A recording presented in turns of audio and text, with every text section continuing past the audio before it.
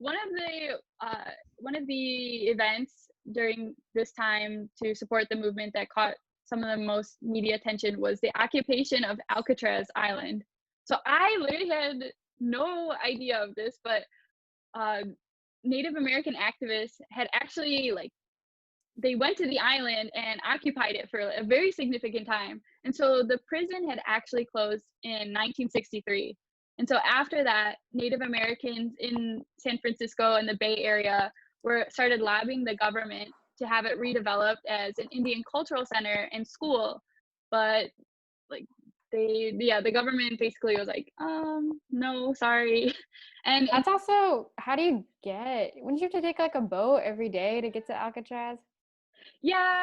yeah, I think you would have to take a boat, but I don't know, maybe like water taxis or something. Okay.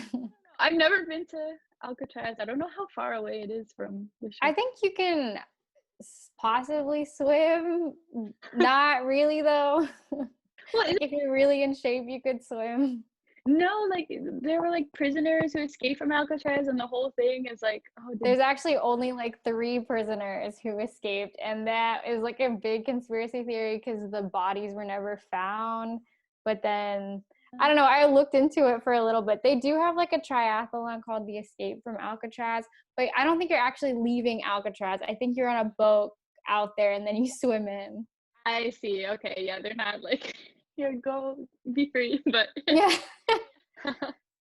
so yeah, okay. So in October 1969, a fire burns down San Francisco's American Indian Center. And so these Native Americans are even more adamant, like, hey, now we really don't have anything. Like, can we please build an Native American cultural center on this island? And again, the government says no. And so in November 19th, 1969, a handful of protesters belonging to an activist group known as Indians of All Tribes occupy Alcatraz. And so they're led by Mohawk leader and Professor Richard Oakes.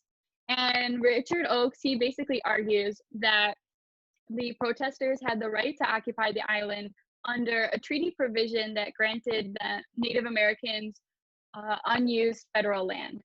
And he also said, like quite sarcastically, that Alcatraz should be an Indian reservation because it was isolated and rocky, it had no running water, and it housed prisoners.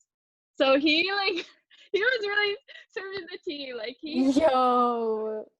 remarks like, oh my gosh, everyone should look up Richard Oakes and all of his interviews because he Oh my gosh. Yikes.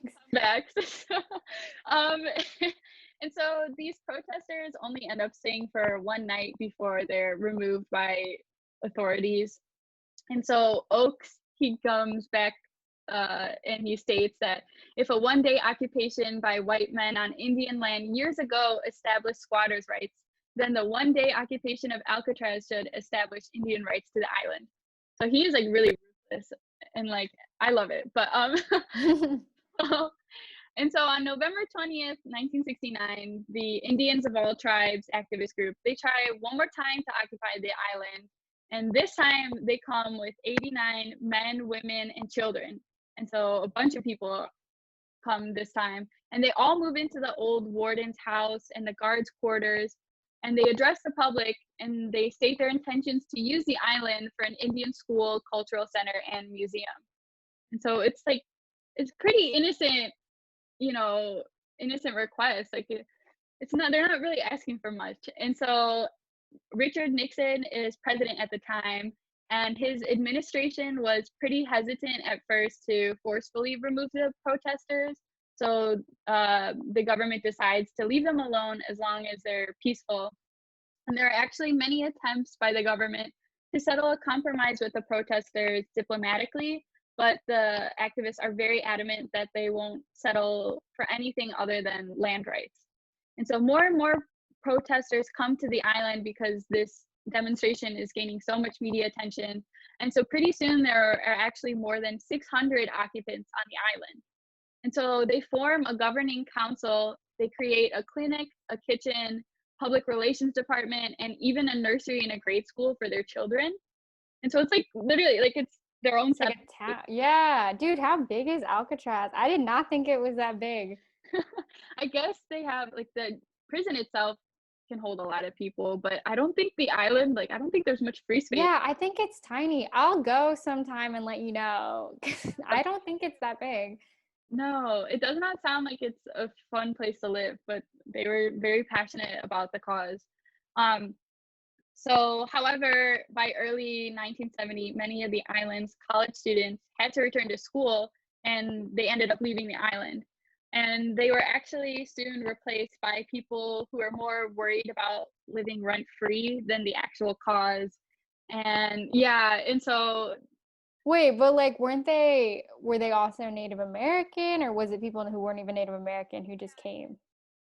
there were some Native Americans, some non-Native Americans, because it's getting a lot of media attention and people are coming out. And yeah, I think there are some people who are taking advantage of the situation and weren't really there to like fight for the land rights. And Oh. yeah, and so unfortunately, drugs and alcohol, although they were originally banned, it becomes a pretty prominent issue on the island as these newcomers join the settlement. And this is really sad, but in January 1970, Oakes's young stepdaughter, she falls to her death from one of the stairwells. And so because of this, Oakes and his wife leave the island soon after. And so this kind of leaves all these different groups to fight over control of the island. And so the government, the federal government sees this and they decide that there's really no longer much hope for a diplomatic resolution. And so they decide to cut off all the power in an effort to like force the activists out. And all these activists are so passionate that they decide to stay. And a few weeks later, a fire breaks out and burns down several buildings. And so this, yeah, it's really sad. And so despite these awful living conditions, and then there's also diminishing outside support because it's going on so long and the media is not paying as much attention to it. So despite all this, there are still a few activists that continue to live on the island for a whole another year. It's like this lasts forever. And so unfortunately, well, okay, yeah.